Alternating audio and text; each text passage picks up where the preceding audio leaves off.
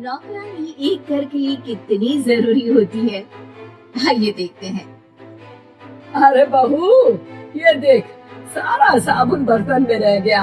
ये नौकरानी कोई काम नहीं करती, गंदा काम करके चली जाती है और ढेर सारा पैसा ले जाती है। अरे मम्मी जी, उसने तो साफ किया ही था। मेरे ही हाथ से इस ग्लास में सर्फ गिर गया था। अरे बस कर झूठी, उसे बचाने के लिए सारी जुगत लगा दे, लेकिन मैं तो इसे निकाल कर ही रहूंगी। हमारे जमाने में ना कोई नौकरानी थी और ना ही ये चिकने बर्तन। चूल्हे के जले बर्तनों को राख रगड़ कर साफ किया करती थी मैं। अरे माँ जी, मैं कहाँ बचा रही हूँ उसे। और वैसे भी आजकल नौकरानी जरूरत नहीं, स्टेटस सिंबल बन गया है। अब आप बताओ, मैं मुन्ना को नीचे घुमाने ले जाऊं तो लोगों से क्या बोलूं? झाड़ू पोछा खुद लगा रही हूँ। लोग सीधा यही पूछते हैं कि कौन सी नौकरानी काम कर रही है तेरे घर पर। अरे बस कर, ये भी कोई बात होती है?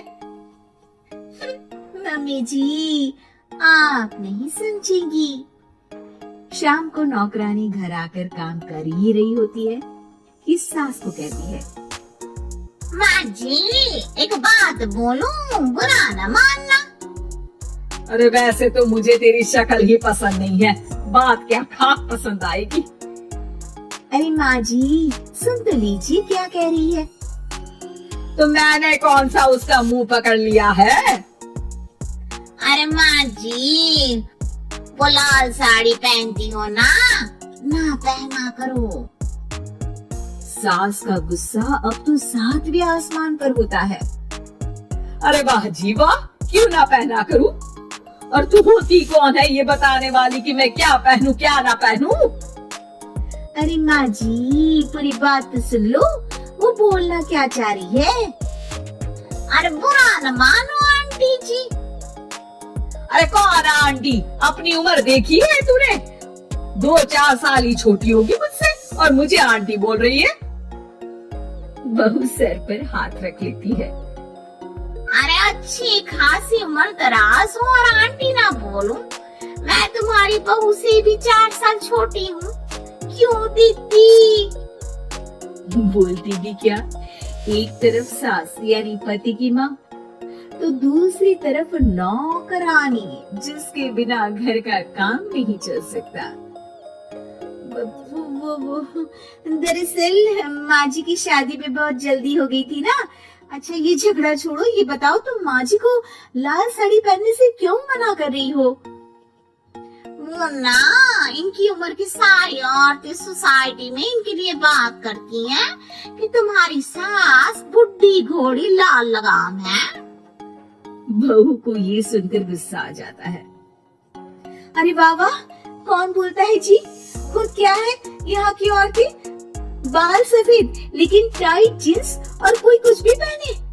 अरे पहनना हमारा निजी हक है, किसी को कुछ हक नहीं बनता कि वो मेरी सास के लिए कुछ बोले।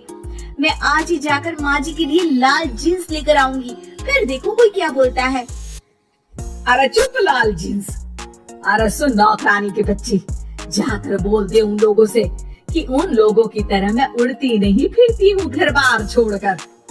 अपने बच्चों और नाती पोतों में मन लगाती हूँ, ना कि सारा दिन ताश के पत्तों में आग गड़ाकर 3 पत्ती खेलूं।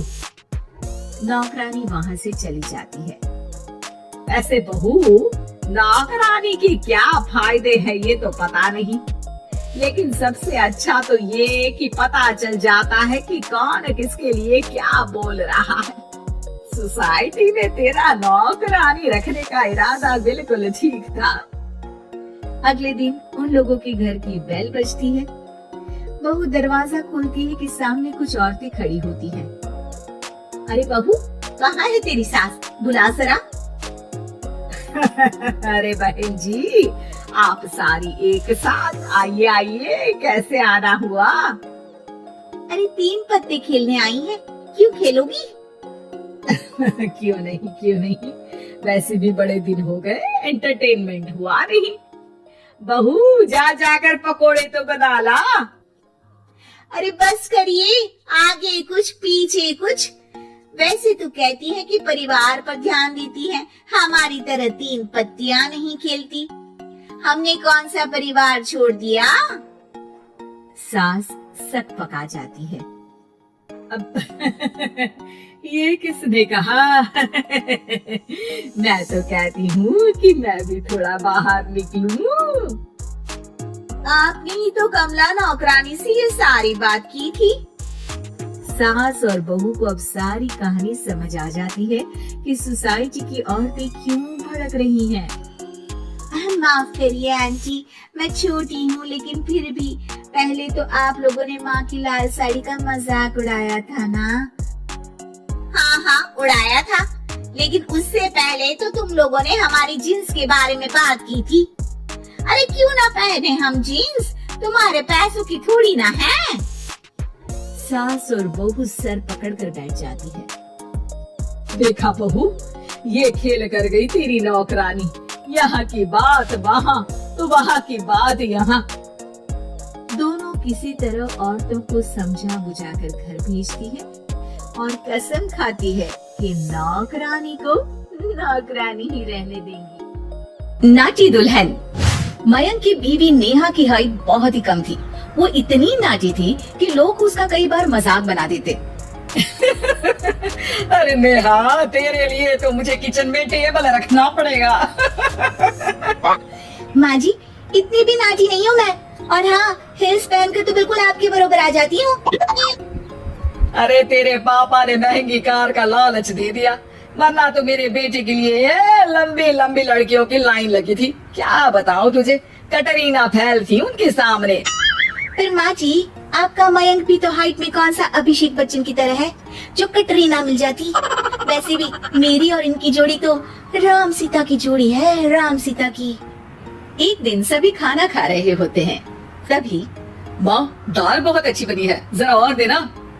रुको जी, मैं लेकर आती हूँ, किचन में है, वैसे भी मैं खड़ी ही हूँ। ये सुनकर सास हंसने लगती है।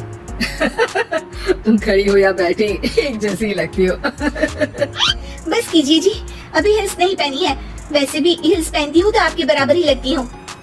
एक दिन नेहा सब्जी लेने बाहर निकलती है तो पड़ोसन कहती है, अरे देखो देखो कितनी नाटी है।